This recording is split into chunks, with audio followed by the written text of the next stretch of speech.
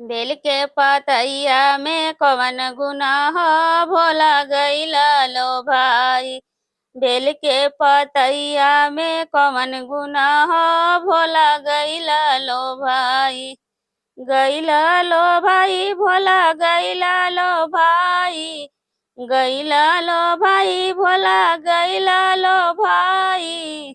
बेल के पतैया में कवन गुनाह भोला गईला लो भाई।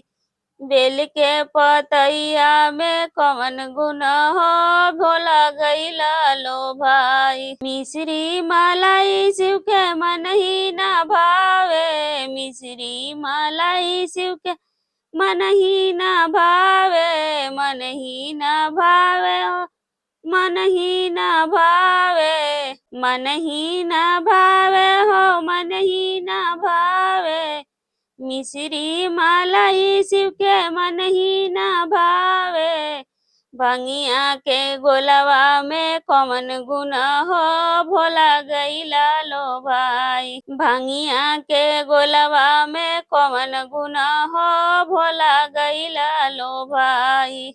बेल के पतैया में कवन गुनाह भोला गईला लो भाई।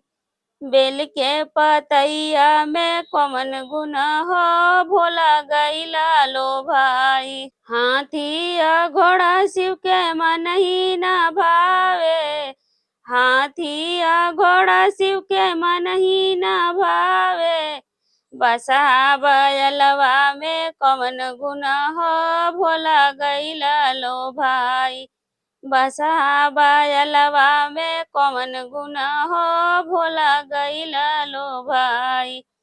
बेल के पतैया में कवन गुनाह भोला गईला लो भाई। बेल के पतैया में कवन गुनाह भोला गईला लो भाई। धोतिया कुर्ता शिव के मन ही ना भावे।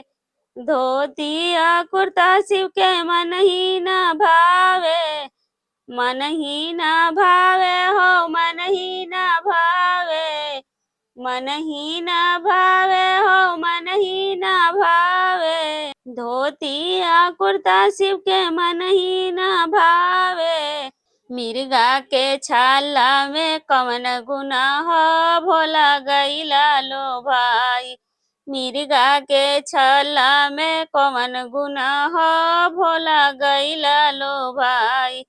बेल के पतैया में कवन गुनाह भोला गईला लो भाई।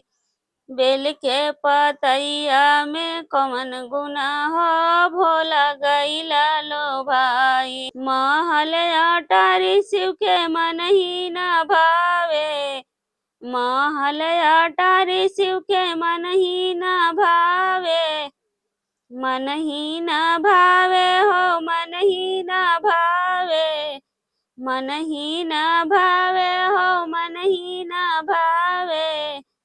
पर्वत पहाड़वा पे कवन गुनाह भोला गईला लो भाई।